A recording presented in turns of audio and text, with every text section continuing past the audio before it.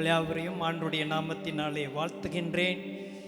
அருமையான pastor Lawrence அவர்கள் நல்ல செய்தி கொடுத்து உங்கள் அனைவரையும் உற்சாகப்படுத்தினார்கள். கரங்களை தட்டி பாஸ்டர் அவர்களுக்கு நன்றி. God bless you. இந்த நாளிலும் அருமையான பால் பெனா அவருடைய துணைவியார் பிரிசில்லா ரெண்டு பேரையும் நான் மனதார வாழ்த்துகின்றேன். என்னை அழைத்ததற்கு நன்றி. இந்த நாளை நான் காண ஆசையாயிருந்தேன், இன்று கண்டேன். கர்த்தருக்கு மகிமை உண்டாவதாக. ஆமென். அவங்க வாழ்க்கையில் பல இன்னல்களை அனுபவித்திருக்கிறார்கள் பாஸ்டர் லாரன்ஸ் அவர்கள் சொன்னது போல. ஆனால் ஆண்டவர் சில நேரங்கள் அந்த மாதிரி எல்லாம் வழியில் கொண்டு போயிட்டு தான் ஒரு பெரிய ஆசீர்வாதத்தை தேவன் தருவார். ஆமென். ஸோ நான் அதில் மிகவும் சந்தோஷப்படுகிறேன். அவரும் பாலும் அதே போல் நடத்தின அருமையான பாஸ்டர் லெலின் அவர்களும் எங்களுடைய பெத்தேல் வேதாம கல்லூரியில் அவர்கள் ரெண்டு பேரும் படித்திருக்கிறார்கள். வேறு யாரோ படித்தவங்களாம் இங்கே இருக்கிறாங்க, 2-3 பேர். ஆமாம், தாஸ் இருக்கார், இன்னொரு சொல்லிருக்கிறாங்க எங்களுக்கு. ஆமாம், பாஸ்டர் பேர் டக்குன்னு வரமாட்டேங்குது.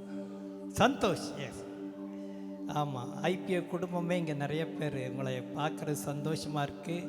பால் சொன்ன மாதிரி அவங்க அம்மா கோவைப்புதூர் ஐபிஏல அவங்க அங்கத்தினர் இருக்கிறாங்க. இவங்க ரெண்டு பேரும் நம்ம எங்கள் அண்ணன் சர்ச் பெத்தேல் சிட்டி கத்தியில் இருக்காங்க. பாஸ்டர் லாரன்ஸ் அருணாயம் அவர்களும் எங்கள் அப்பாவும் சேர்ந்து தான் கோயம்புத்தூரில் அந்த காலத்தில் ஊழியத்தை ஆரம்பித்தாங்க. இன்றைக்கி நாங்கள் ரெண்டு பேருமே இணைஞ்சு இங்கேயும் ஒரு ஊழியத்தை அவங்க பிள்ளைகளாகி நாங்கள் ஆரம்பிக்கிறதுல நாங்கள் சந்தோஷப்படுகிறோம். ஆமென். பால் என்னோடு கூட கோவைப்புதூரில் 3 ஆண்டுகள் என்னோடு கூட ஊழியத்தில் இருந்தார். அவர் சேர்ந்த அந்த டைம் ஒரு வருடம் கழித்து நினைக்கிறேன் கொரோனா விட்டது. அந்த டைமில் எப்படியாவது செய்தி ஜனங்களுக்கு போகணும். அப்போது எங்ககிட்டையெல்லாம் அப்போ தான் ஒரு வீடியோ கேமரா அந்த டைமில் தான் வாங்கினோம். ஒன்றுமே தெரியாது. இவர் தான் எல்லாமே பண்ணி ஒவ்வொரு வாரமும் அதை ஆன்லைனில் போகிறதுக்கு இவர் தான் எனக்கு பல விதத்தில் உதவி செஞ்சார். அந்த டைமில் அந்த நெருக்கத்தின் நேரத்தில் அந்த உதவி செஞ்சதை என்னால் மறக்க முடியாது. அந்த நாட்களையும் கூட நான் சரீரத்தில் அதிகமாய் சுகவீனப்பட்டு போய் ப்ரீ கேன்சர் என்று சொல்லிவிட்டார். குடலில் நான் ஒரு விதமான வியாதி ரொம்ப கஷ்டப்பட்டேன். அப்போது என்னோடே இருந்தார். இரவு பகலாக நான் ஃபோன் பண்ணி வந்திருப்பாள், என் கூட நீ இருக்கணும், இன்றைக்கி ராத்திரி என் கூட தான் நீ தங்கணும், எனக்கு முடியல, நீ தான் எனக்கு உதவி செய்யணும். அப்போது ஒரு தகப்பன் தன் பிள்ளைக்கு ஊழியம் செய்கிறது போல நான் கூப்பிடும் பொழுதெல்லாம் என்னை நன்றாக கவனித்து என்னை பார்த்து கொண்டார். ஒரு முறை நான் அவசரமாக சென்னைக்கு போக வேண்டியதாக இருந்தது. அப்போது அவரை ஃப்ளைட்டில் நான் என் கூட கூட்டிகிட்டு போனேன். அப்போது அவரை கூட்டிகிட்டு போகும்போது சொன்னேன், இன்றைக்கி நீ என் கூட வர நாள் வரும், உன்னை கர்த்தர் பல நாட்டுக்கு எடுத்து செல்வார் என்று நான் சொன்னேன். ஆமென். அதன்படியே இங்கே போயிட்டு வந்துட்டீங்க, ஸ்ரீலங்கா போயாச்சு. அப்புறம் இங்கே போயிட்டு ஓமன் அரபு நாட்டுக்கும் போயிட்டு வந்திருக்காரு. எனக்குள்ளே கர்த்தர் அவரை எடுத்து பயன்படுத்துவார். அடிக்கடி சொல்ல உன் மேலே ஒரு பெரிய ஊழிய அழைப்பு இருக்குது, ஏதோ இங்கே உதவி ஊழியராக இருக்க மாட்டேன், நாள் வரும் ஒரு நல்ல ஒரு ஊழியத்தை கர்த்தர் கொடுப்பார் என்று நான் சொன்னேன். ஆனால் அவர் கூட இருக்கும் பொழுதே எப்பொழுதும் கர்த்தரை ஆராதனை பண்ணுவதில் ஒரு சந்தோஷமாக இருப்பார். நீங்களாம் அவருடைய ஆராதனை இருந்தால் நல்லா பண்ணிகிட்டே இருப்பார். எங்கள் சபையில் நிறைய ஆராதனைகள் நடத்தியிருக்கிறார். அதே போல் நல்ல ஒரு ஜெப வீரர். எங்கள் சபையில் ஒரு முறை 21 நாள் ப்ரேயர் வச்சுருந்தோம், 10 மணிலேருந்து 2 மணி வரைக்கும். அவருடைய வயது இருக்கிற பையங்களும் வருவாங்க, 10 முறை எந்திரிச்சு போயிடுவாங்க. அப்புறம் 11ஆவது முறை உள்ளே வரமாட்டாங்க. இவர் உள்ளே உட்கார்ந்தாருன்னா முடிகிற வரைக்கும் எந்திரிக்கவே மாட்டார். ஃபுல்லாக தேவ பிரசனத்தில் 21 நாள் உட்கார்.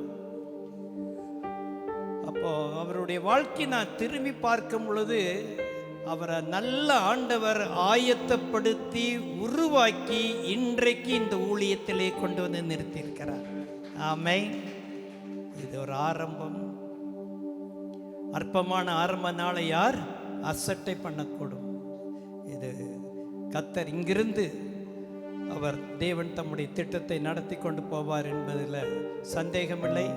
அவங்க ஆக்ட்ஸ் சாப்டர் 29 ஊழியம் சொன்னது போல் நீங்கள் புதிய ஏற்பாட்டில் ஆக்கில்லா பிரிசில்லாவை தான் பார்த்துருக்குறீங்க. இது 29ஆம் அதிகாரம். இது பவுல் பிரிசில்லா. பவுல் பிரிசில்லாக்காக நல்ல கரங்களை தட்டுவோம். ஸோ எப்பொழுதுமே ஆரம்ப நாள் நல்லா இருக்கும், எல்லாரும் வருவாங்க, சந்தோஷமாக இருப்பாங்க. அதுக்கப்புறம் ஊழியம் கட்டுகிறதான் ஒரு பெரிய சவால். பாஸ்டர் லாரன்ஸ் அவர்கள் சொன்னது போல கர்த்தர் கூட இருந்து கர்த்தர் செய்கிறது தான் ஊழியம். ஆமென். அவரை கொண்டு ஆண்டவருடைய மனதில் என்னென்னலாம் வச்சிருக்கிறாரோ அதெல்லாம் அவருடைய மனதுக்குள்ள கொண்டு வந்து தேவன் ஊழியத்தை நிறைவேற்றுவார். தாவீது குறித்து பைபிளில் சொல்றாருல, என் மன விருப்பத்தையெல்லாம் இவன் நிறைவேற்றுவான் என்று தாவீதை சொன்னார். அதே போலதான் ஆண்டவருடைய மனதில் என்னென்ன ஊழியங்கள்னு அவர் மனதில் திட்டம் இருக்குது. அதை நம்முடைய மனதில் நம்ம ஜெபிக்கும் பொழுது நம்ம மனதில் போட்டு விடுவார். அவர் பாஸ்டர் லாரன்ஸ் சொன்ன மாதிரி அதை செய்கிறது தான் ஊழியம். ஆமே. அதே போல் அவங்க அம்மா அவங்க அக்காலாம் நல்லா ஊழிய வாஞ்சியாக இருக்கிறாங்க. இந்த குடும்பமே ஊழிய வாஞ்சியாக இருக்கிறது பார்த்து நான் மகிழ்ச்சி அடைகின்றேன். ஒரு வசனத்தை வாசித்து நான் சில நிமிடங்கள் பேசி பிறகு முடிக்க விரும்புகிறேன். அதாவது யாத்திராகமம் 20ஆம் அதிகாரம் 24 நினைக்கிறேன். யாரோ ஒருவர் எடுத்தவங்க சத்தமா படிங்க.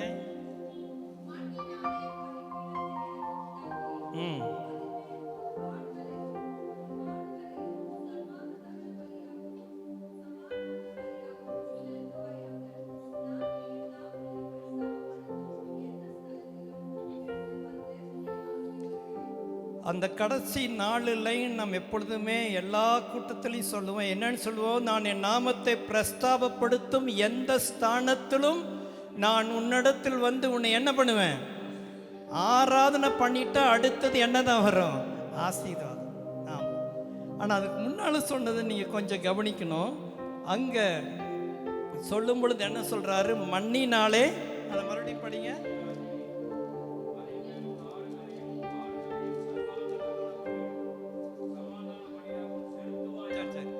அப்போ மண்ணினாலே பலிபீடம். பலிபீடங்கிறது கற்கள் தான் பண்ணணும்.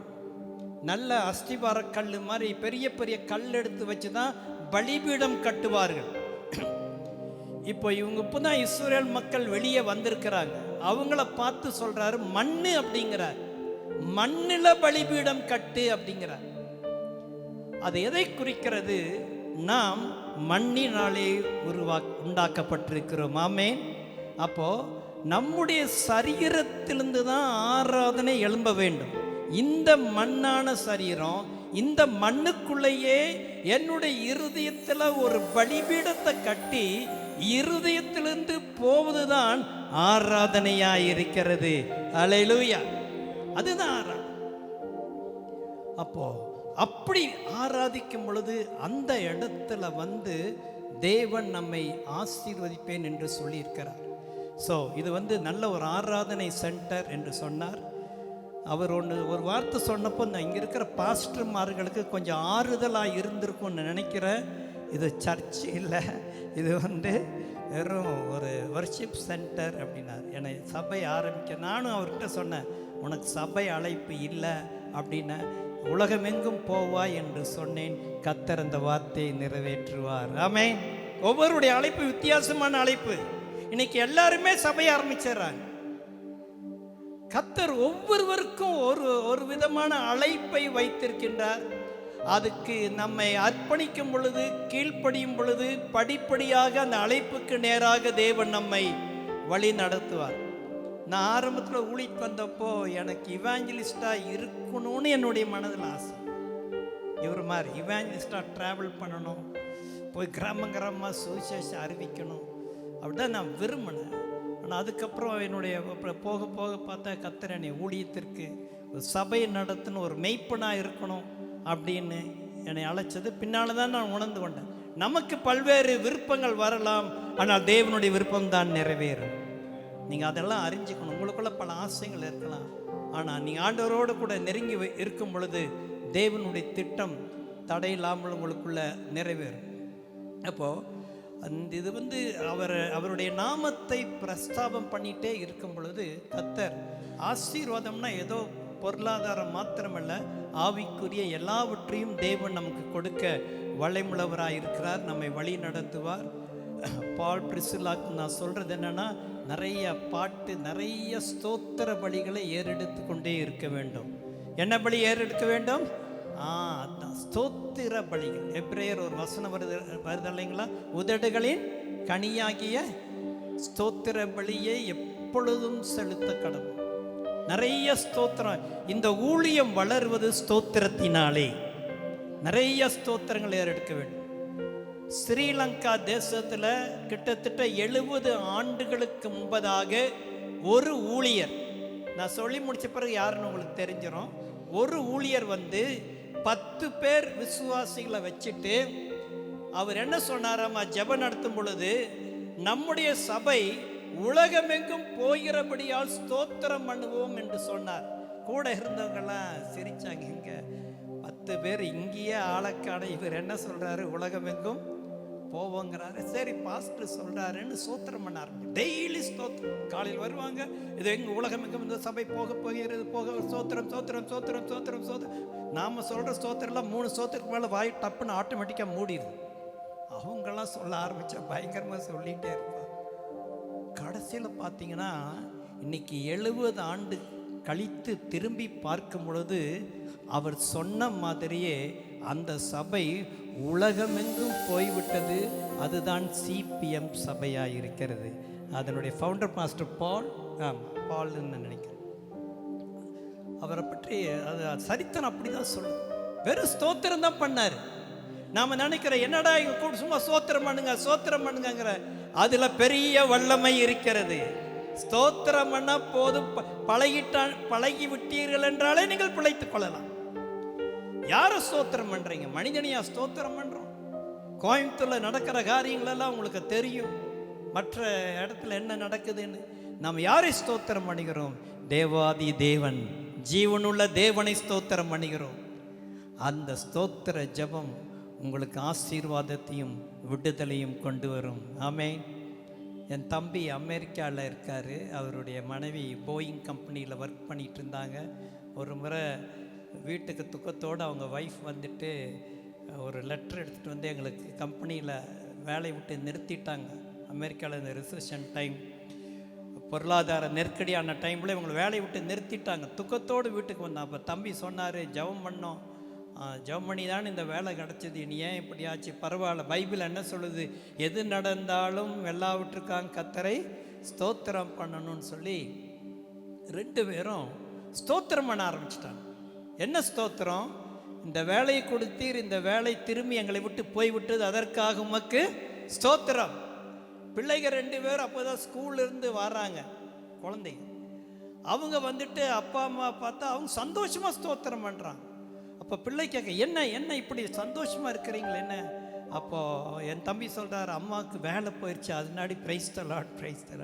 இந்த குழந்தைங்களுக்கு கொண்டு தெரியல, அம்மாவுக்கு வேலை போய் விட்டது, பிரைஸ் த லார்ட்னு பிள்ளைகளும் சேர்த்துக்கிட்டாங்க. 4 பேரும் டான்ஸ் ஆடுறாங்க. வேலை போய் விட்டது, ஸ்தோத்திரம். 7 நாளில் அதே கம்பெனிலேருந்து உங்களை திரும்பவும் உங்களுக்கு மாத்திரம் வேலை கொடுக்குறோம், ப்ரமோஷனோடு கொடுக்குறோம் என்று வந்தது. கரங்களை தட்டி கர்த்தரை மகிமை. நான் கண்டுபிடிச்சிட்டேன், ஸ்தோத்திரத்தில் பெரிய வல்லமை இருக்கிறது. பண தேவையா, சரீரத்திலே பலவீனமா, குறைவுகளா, ஸ்தோத்திரத்தினால எல்லாம் நிறைவடையும். ஸ்தோத்திரத்தினால கிருபை பெருகும். அதனால் ஆண்டவர் பைபிளில் எழுதியிருக்கிறதெல்லாம் நமக்கு ஏற்ற விலையேறப்பெற்ற முத்துகளை தேவன் எழுதி வைத்திருக்கிறார்.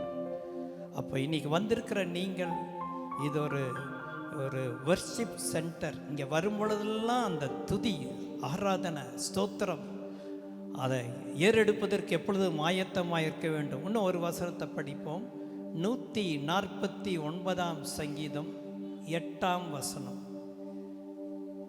என்ன சொல்லப்பட்டிருக்கிறது? அவர்கள் வாயில் கர்த்தரை உயர்த்தும் துதி கையில் இருபுறமும் கருக்குள்ள பட்டயம், இந்த கணம் அவருடைய பரிசுத்தவான்கள் யாவருக்கும் உண்டாவதாக என்று சொல்லப்பட்டிருக்கிறது. அப்போ வாயில கர்த்தரை உயர்த்தும் துதி. எல்லாரும் என்னோடு கூட அந்த வார்த்தையை சொல்லுங்க. வாயில் கர்த்தரை உயர்த்தும் உயர்த்தும் துதி. ஆரம்பிச்சிட்டோம்னா உயர்த்தி கொண்டே போக வேண்டும். அல்லேலூயா. கர்த்தரை உயர்த்துவதற்காக தான் நாம் இந்த பூமியில் இருக்கிறோம். இந்த ஜனத்தை எனக்கென்று ஏற்படுத்தினேன், அவர்கள் என் துதியை சொல்லி வருவார்கள். நம்ம மேல அவர் அதான் நம்பிக்கை வச்சிருக்கார். நாம் அவருடைய துதியை சொல்வோம். அதிகாலையில் எழுந்திருங்கள்.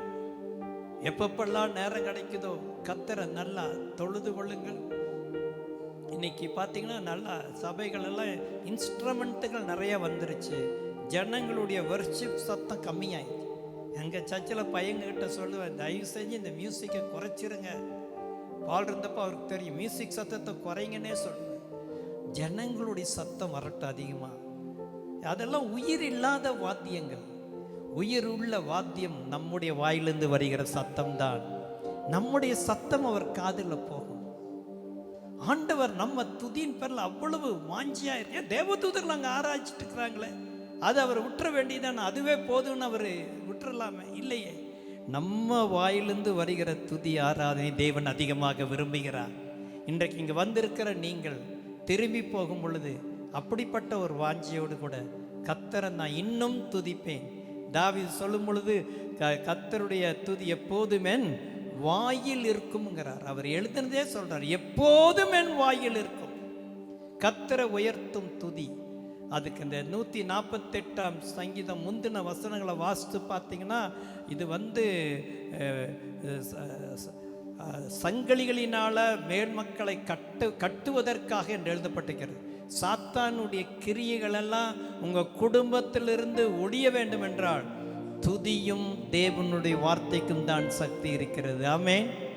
ஆமாம். வாயில கர்த்தரை உயர்த்தும் துதி, கையில் இருபுறமும் கருக்குள்ள பட்டயம் என்பது தேவனுடைய வார்த்தை குறிக்கக்கூடியதாக இருக்குது. நீங்கள் ஒரு விசுவாசியாக இருந்தால், ஒரு ஊழியனாக இருந்தால், இந்த ரெண்டு காரியத்தை எப்பொழுதுமே நாம் செய்து கொண்டு இருக்க வேண்டும். எப்பொழுதும் நம்முடைய வாயில ஒன்றா ஸ்தோத்திரம், கர்த்தரை துதிக்கிற துதி இருக்க வேண்டும். அதற்கு பிற்பாடு வார்த்தை இருக்க வேண்டும். இயேசு என்ன சொன்னார்? மனுஷன் அப்பத்தினாலே மாத்திரமல்ல. நான் ஆரம்பித்தா நீங்கள் முடிச்சிருங்க. ஆமாம் ஆமாம். வெறும் அப்பத்தினால மாத்திரம் அல்ல அப்படின்னு எழுதிட்டாரு. தேவனுடைய வாயிலிருந்து புறப்படுகிற ஒவ்வொரு வார்த்தையிலும் நீங்க பிழைக்க முடியும். வார்த்தைக்கு பெரிய வல்லமை உண்டு. யோவான் எப்படி ஆரம்பிக்கிறது? ஆதியிலே, அப்புறம் அந்த வார்த்தை தேவனிடத்தில் இருந்தது, அந்த வார்த்தை வெளிப்படுத்தல அவருடைய நாமம் தேவனுடைய வார்த்தையே என்று எழுதப்பட்டிருக்கிறது. வார்த்தைக்கு நீங்க முக்கியத்துவம் கொடுக்க வேண்டும். வார்த்தையை படிக்க வேண்டும், வார்த்தையை தியானிக்க வேண்டும், வார்த்தையை வாயாலே அறிக்கை பண்ண வேண்டும். அதான் வார்த்தைன்னு சொல்லும்போது தேவனுடைய வசனங்களை நாம் அறிக்கை செய்ய வேண்டும். அதை தான் நான் புஸ்தகமே எழுதியிருக்கிறேன், அனுதின விசுவாச அறிக்கை என்று சொல்லி. நானே வியாதிப்பட்ட பொழுது அந்த சங்கீதம் 105:20 நினைக்கிறேன், 104:20 நினைக்கிறேன். அவர் தமது வார்த்தை அனுப்பி அவர்களை குணமாக்கி அவர்களை அழிவுக்கு. நான் எப்படி அந்த வார்த்தையை அப்ளை பண்ணேன்னா, நான் என் குடலில் தான் பிரச்சனை. அப்போ நான் சொன்னேன், அவர் தமது வார்த்தையை என் குடல்களுக்குள் அனுப்பி என் குடல்களை குணமாக்கி என் குடல்களை அழிவுக்கு தப்புவித்தார். ஆமென். இப்படி தான் வசனங்களை உங்களுக்கு அப்ளை பண்ணணும். எப்படி கடையில் மெடிசன் வாங்கி அப்ளை பண்ணுறீங்களோ, ஆயின்மெண்ட் வாங்கி அப்ளை பண்ணுறீங்களோ, அதே போல் தேவனுடைய வார்த்தையெல்லாம் உங்களுடைய வாழ்க்கையில் அதை உங்களுக்கு ஏற்ற விதமாய் அப்ளை பண்ணணும். அதுக்கு தான் அந்த வசனங்கள், அவ்வளவு வசனங்களை கர்த்தர் கொடுத்திருக்கார். ஏன்னா பைபிள் என்ன சொல்ல, தமது வார்த்தையை அனுப்பி 100க்கு அதிபதியினுடைய வேலைக்காரனை குணமாக்கின நிறைய சாட்சிகளை நம்ம படிக்கிறோம். ஸோ ஸ்தோத்திரம் இருந்தால் பிழைச்சிக்கலாம், தேவனுடைய வார்த்தை வாயில் இருந்தாலும் பிழைத்து கொள்ளலாம். ஆமென். அப்பத்தினால மாத்திரம் இல்லை, வேலை இருக்குதோ இல்லையோ ஸ்தோத்திர ஜபம், ஹல்லேலூயா, வார்த்தை, விசுவாச வார்த்தையை பேசிகிட்டே இருக்கணும். ஆபிரகாம்கிட்ட இருந்து நம்ம கற்றுக்கொள்கிறது அதுதானே. எல்லாத்துக்குமே விசுவாச வார்த்தை பேசினார். அந்த இளையசர் அனுப்புகிறார், போய் என் பையனுக்கு ஒரு பொண்ணு பார்த்துட்டோம். அவன் சொல்கிறான், இளையசர் பொண்ணு வராட்டினா நான் என்ன பண்ணுவேன் சொல்கிறாரு. கர்த்தர் என் தம்முடைய தூதனை உனக்கு முன்பதாக அனுப்புவார். அப்புறம் பிள்ளையாண்டான பலி செலுத்தி நாங்கள் திரும்பி வருவோம். அங்கேயும் விசுவாச வார்த்தையை பேசுகிறார். அப்புறம் பையன் ஈசாக்கு கேட்குற, அப்பா நமக்கு விறகு இருக்கிறது, தீ இருக்கிறது, ஆட்டுக்குட்டி எங்கே? யோசிச்சு பாருங்க. மகன் அப்பாட்ட கேட்குறான், இவன் தான் பலி, ஆட்டுக்குட்டி எங்கே? அழகா சொல்றாரு கர்த்தர். என்ன அழகா சொன்னார். அது விசுவாச வார்த்தை. கர்த்தர் பார்த்து கொள்வார். அவர் சொன்ன மாதிரியே அதுக்கு யெகோவாயீரேன் பேர் வச்சாங்க. கர்த்தருடைய பர்வதத்திலே பார்த்து கொள்ளப்பட்டது. அவர் சொன்னதை அப்படியே கர்த்தர் செஞ்சார். எனக்கு அது ரொம்ப ஆச்சரியமாக இருக்கு. அப்போ நான் கண்டுபிடிச்சிட்டேன், நம்ம சொல்கிறதையெல்லாம் கர்த்தர் கவனிக்கிறாரு. ஏஞ்சல்ஸ் அதை எடுத்துகிட்டு போகிறாங்க. நம்ம வாயில் நெகட்டிவான வார்த்தைகள் வர வேண்டாம். சில நேரங்கள் அவங்களே பட்ட கஷ்டங்களை அவங்கள அறியாமல் சில நேரங்களில் நெகட்டிவான வார்த்தைகளை பேசினாங்க. நான் சொல்லுவேன், இல்லை அப்படி பேசக்கூடாது. கர்த்தர் ஒரு நல்ல எதிர்காலத்தை வைத்திருக்கிறார். அல்லேலூயா. சில நேரங்கள் சூழ்நிலைகள் வரும் பொழுது, போராட்டங்கள் ரொம்ப தலைக்கு மேலே போகும், நம்ம அறியாமல் வார்த்தைகளை பேச ஆரம்பிச்சிருவோம். ஆனால் அந்த நேரத்தில் தான் வார்த்தை எடுக்கணும். தைரியமாக பேச பேச பேச அந்த வார்த்தை வெறுமையாய் ஒரு நாளும் திரும்பாது. ஆமேன். ஸோ அருமையானவர்களே, இன்றைக்கி ராத்திரி நல்ல வார்த்தையை நம்ம கேட்டிருக்கிறோம். இன்றைக்கும் நான் உங்களுக்கு திரும்ப சொன்னது என்னென்னா, நல்லா ஆண்டவரை மகிமைப்படுத்த வேண்டும். ஆமேன். என்ன தேவை இருக்கோ கர்த்தர் அந்த தேவையை சந்திப்பாருன்னு விசுவாசத்தோடு ஸ்தோத்திரம் பண்ணுங்க. வசனங்களை வாயால் அறிக்கையிடுங்க. எத்தனை வாக்குத்தத்தங்கள் பைபிள் இருக்குது, எடுத்து வாயில் சொல்லுங்கள். நான் காலையில் ஒரு 10-20 நிமிஷம் வார்த்தைகளை சொல்லிகிட்டே இருக்கேன். நம்மளாம் ஜெபம் பண்ணியாச்சு, எந்திரிச்சோம். இனிமேல் ஒரு புதிய அந்த பழக்கத்தை இது வரைக்கும் இல்லாமல் இருந்தால் பழைய ஓரல் ராபர்ட் சொல்கிறார், நான் டெய்லி 1 hour வசனங்களையே சொல்லுவேன், அதுதான் என்னுடைய ப்ரேயர் அப்படின்னு சொல்லி தன்னுடைய புத்தகத்தில் எழுதியிருக்கார். வசனங்கள், அந்த உங்கள் ஜெபத்துலேயும் வசனங்கள் இருக்க வேண்டும். உங்களுடைய அது விசுவாச அறிக்கையாக இருக்க வேண்டும். எல்லாவற்றிலும் வசனம் கலந்திருக்க வேண்டும். சத்தமாமேன்னு சொல்லுவோமா? இந்த ராத்திரி என்ன தேவையோடு கூட நீங்கள் வந்திருந்தாலும், நீங்கள் பண்ணுகிற ஸ்தோத்திரத்தில், நீங்கள் பண்ணுகிற விசுவாச அறிக்கையில் தேவன் உங்களுக்கு அற்புதங்களை செய்வார். ஆமென். நல்ல கரங்களை தட்டி கர்த்தரை மகிமைப்படுத்துவோம். நாம் எல்லாரும் ஒரு நிமிடம் எழுந்திருப்போம். உங்களுக்காக நான் ஜெபிக்கும்படியாக விரும்புகின்றேன். நல்ல கையை உயர்த்தி ஒரு நிமிடம் நல்ல ஸ்தோத்திரம் பண்ணுங்க பார்க்கலாம். உங்க ஸ்தோத்திர சத்தம் வருவதாக. ஹல்லேலூயா, ஹல்லேலூயா. We praise your name, O God. உம்முடைய நாமத்தை நாங்கள் மகிமைப்படுத்துகிறோம், ஸ்தோத்தரிக்கிறோம், ஸ்தோத்தரிக்கிறோம், ஸ்தோத்திரம். ஸ்தோத்திர பலி செலுத்துகிறவன் என்னை மகிமைப்படுத்துகிறான். இந்த ராத்திரி ஆண்டவரே, இந்த 4வது மாடியிலே நின்று கொண்டு உம்முடைய பரிசுத்த நாமத்தை நாங்கள் மகிமைப்படுத்துகிறோம். அல்லேலூயா, அல்லேலூயா, அல்லேலூயா. ஸ்தோத்திரம், ஸ்தோத்திரம், ஸ்தோத்திரம், ஸ்தோத்திரம், ஸ்தோத்திரம். உம்முடைய கிருபைக்காய் ஸ்தோத்திரம், உம்முடைய அழைப்பிற்காய் ஸ்தோத்திரம், இம்மட்டும் வழி நடத்தின உம்முடைய வழி நடத்தலுக்காய் ஸ்தோத்திரம் ஆண்டவரே. இந்த ஸ்தலத்தை கொடுத்தபடினால ஸ்தோத்திரம் ஆண்டவரே. இந்த நாள் முதற்கொண்டு இந்த ஸ்தலத்தில் ஏறெடுக்க போகிற ஆராதனைகளுக்காய் ஸ்தோத்திரம், தேவனுடைய வார்த்தைகளுக்காய் ஸ்தோத்திரம். எல்லாவற்றையும் கர்த்தர் அபிஷேகம் பண்ணுவீராக ஆண்டவரே. தேவ பிரசன்னம் இந்த ஸ்தலத்தில் நிறைவாயிருப்பதாக. செக்கனா மகிமை இந்த இடத்துல கடந்து வருவதாக. இங்க வருகிற மக்கள் விடுதலையாக்கப்படுவார்களாக, டெலிவரன்ஸ் அடைவார்களாக, பிசாசுகள் ஓடுவதாக, சாபங்கள் நீங்குவதாக, அற்புதங்கள் வாழ்க்கையில நடைபெறுவதாக, நல்ல ஜெபிப்பார்களாக, துதிப்பார்களாக. கர்த்தருடைய வார்த்தை இங்கிருந்து கோவை பட்டணம் பல இடங்களுக்கு புறப்பட்டு செல்வதாக. ஹல்லேலூயா. இந்த ராத்திரி வந்திருக்கிற உம்முடைய ஜனங்களுக்காய் ஸ்தோத்திரம். யார் யார் என்னென்ன தேவையோடு கூட வந்திருக்கிறார்களோ அந்த தேவைகள் எல்லாம் சந்திக்கப்படுவதாக. ஸ்தோத்திரம் பண்ணுவார்களாக, வசனங்களை அறிக்கையிடுவார்களாக, விடுதலை அடைவார்களாக. உடைய கரத்திலே பால் பிரிசில்லாவை உடைய கரத்தில் ஒப்பு கொடுக்கிறோம். அவர்களை கொண்டு என்னென்ன நீர் நினைத்திருக்கிறீரோ அவைகளெல்லாம் தடையில்லாமல் நிறைவேறுவதாக ஆண்டவரே. கர்த்தர் ஒரு காரியத்தை செய்ய நினைத்தால் அதை யாரும் தடுக்க முடியாது. முடியாது ஆண்டவரே. நீர் செய்ய போகிற மகத்துவமான காரியங்களுக்காக கர்த்தருக்கு ஸ்தோத்திரங்களை ஏறெடுக்கிறோம். துதி கனம் மகிமை உமக்கு செலுத்துகிறோம். இயேசுவின் நாமத்தில் ஜெபிக்கிறோம் நல்ல பிதாவே, ஆமென். நல்ல கரங்களை தட்டி கர்த்தரை மகிமைப்படுத்துவோம். உட்கார்.